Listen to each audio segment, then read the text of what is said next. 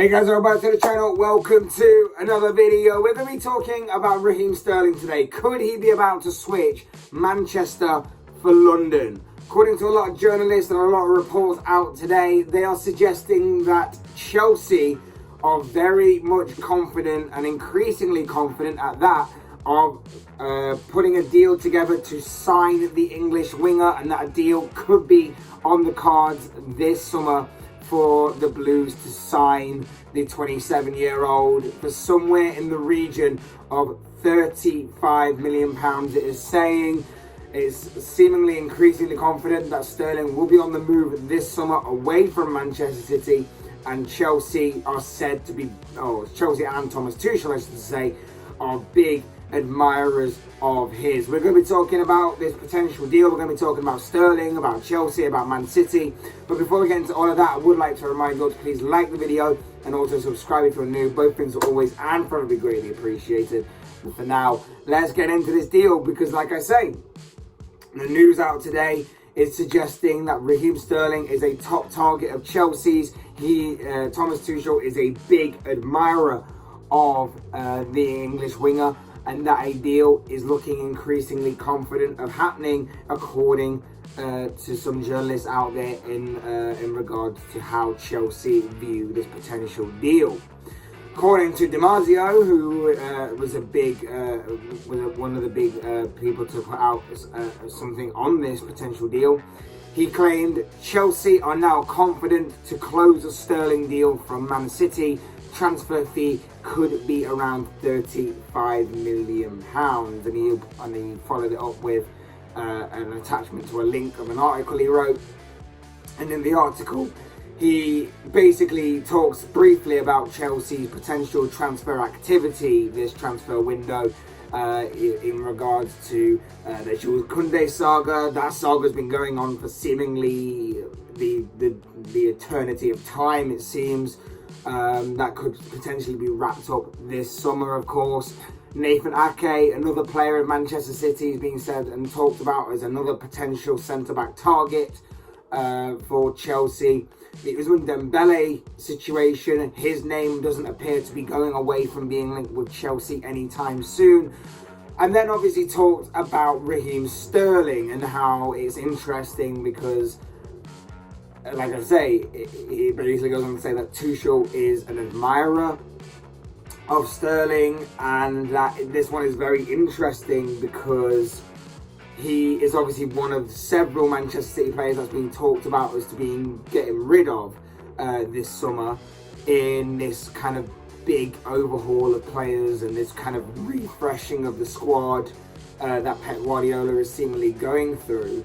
We talked about in the past how the likes of Gundogan and Bernardo Silva and Zinchenko and obviously the Gabriel Jesus stuff, all of them players are kind of in this mist of they're going to be left on they're going to be put on a transfer market, so to speak. They're going to be told you're free to go kind of thing, and City are going to be bringing in some fresh faces, just trying to, like I say, refresh the squad.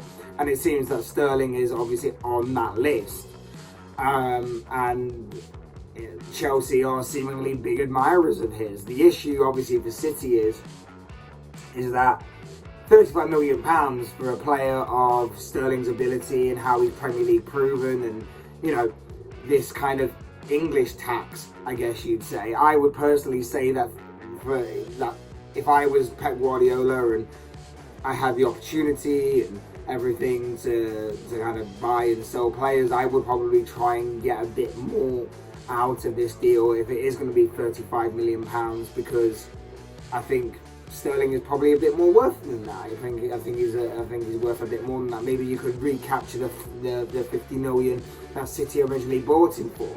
But the problem obviously with that is it does seem like a bit of a cut price deal, because he only has 1 year left on his contract. Sterling's contract does expire in 2023.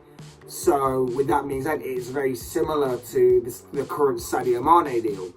For I think like 35 million himself, Sadio Mane is going to be obviously leaving Liverpool and joining Bayern Munich for somewhere in that region. I genuinely believe that Liverpool could have got more for him had obviously his contract not be so close to expiring. And that could be a similar story for Sterling. Maybe they could have got 15 or 20 million more for Sterling if his contract had a few more years left on it. But with it, like I say, expiring at the end of next season, it's a bit more of a cut price deal than what it originally would be. This being said, like I mentioned numerous times, Thomas Tuchel is a big admirer of Sterling's, and for someone who's Premier League proven, I honestly don't think that this is a bad deal to strike up at this stage, should it obviously get across the line and everything. I think that when you look at his attributes and his ability and his quality, he's quick, he's improved in terms of his positional awareness and understanding of the game. That has obviously been helped by being under one of the best and world-class managers of the game today in Pep Guardiola. He's versatile, he can play off either wing, he can even play through the centre at times if you need him to. He's been often deployed as a false number 9 under Pep Guardiola at times during his City career. And obviously he can be a very tricky test for even the best of right backs or left backs, whichever way you deploy him on either wing of the game. He's got great pace, his technical abilities is very good, and his trickery is also sometimes interesting and exciting to watch as well. So he's still got it. He's still got it at 27 years of age. Of course, he's just about entering his prime. He's got all the attributes and all the ability of a Premier League proven player. Obviously, Premier League proven is not really a guarantee, but it's pretty much close to what you're going to get as a guarantee from obviously going from Premier League club to Premier League club and hitting the ground running from there. So it's very good in terms of that aspect. Yes, his finishing can be pretty hit and miss at times. I think he's more remembered for the times that he misses the target from seemingly close range or impossible not to hit the target or whatever it may be. But he's actually got a very good goals and assists record, to say the least. It's actually quite surprised me how good it was. And let's face it, he wouldn't have actually survived so long in this Manchester City team if he wasn't good, especially under Pep Guardiola. He definitely would not have survived this long under Pep Guardiola's managerial reign if he wasn't a good player, which of course he is a good player. I don't put him into that kind of world-class bracket, but I do see him as being a very good player, and I do see him as being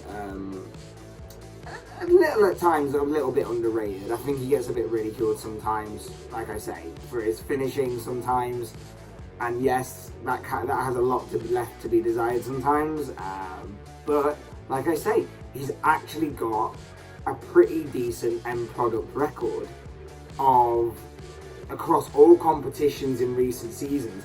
He's been roughly accumulating 25 to 30 plus goal contributions, goals and assists. He's got 339 appearances for Manchester City, and he scored 131 goals in that time, and has recorded 95 assists. That's pretty decent, in all honesty, for a player that's obviously grown a lot during his time at Manchester City, from when he obviously arrived as a youngster, and then several years later to the guy he is today, obviously joining from Liverpool. He's recorded 49 appearances in all competitions for Manchester City this season. He scored 14 goals and recorded 12 assists as well, including 10 goals and 8 assists in the Premier League. Again, for a player that's used in more of a rotational Pep Guardiola role, that's actually pretty good. And again, goes along with what I was saying about how in previous seasons for City, he's been recording 25 to 30 plus goals and assists. Again, 26 in all competitions there, so that's actually pretty decent. He's hitting double figures in the league as well. He's very good, and like I say, he's Premier League proven. He's 27 years of age, so he's just about entering the prime of his career. His pace could be a huge benefit to Chelsea, especially with the way that they play, and especially with the counter-attacking style that Thomas Tuchel can deploy at times. He gets goals and assists from wide positions. He's English, so of course that fits in with the squad requirement and squad stuff that they have to obviously produce and put forward, so homegrown talent there. And I believe he is more rounded and a better option, and I think is higher and on a more evolved level than the current winger options that Chelsea have at their disposal. I think that obviously I think he comes in and is probably the best winger at the club, over Pulisic, over, if you're going to count in there, Timo Werner, if you're going to count in there, because he has played a lot of the season, Mason Mount, probably Ziyech as well. So I do believe that he is further along on that scale and on that score than what Chelsea have. And I think that overall this would represent a very, very good deal for Chelsea if they can pull it off here. And I've been saying this, I think it's about time Chelsea started to do something. You look at, obviously, they've lost a couple of big players this transfer window, Antonio Rudiger, and obviously it's not a like-for-like change, Rudiger for Sterling, but it does show that Chelsea have started to kind of wake up a little bit in this transfer window, that they definitely need to start doing things. The Jules Koundé thing is still rumbling on. They need to obviously get that done and dusted and across the line. But this obviously represents a position that they needed to strengthen in terms of quality, and I think that this is a good step forward. You obviously look at other teams around them. You look at Manchester City and Liverpool. They've both reinforced their squads and are looking to again challenge for the Premier League title next season. You look at Tottenham.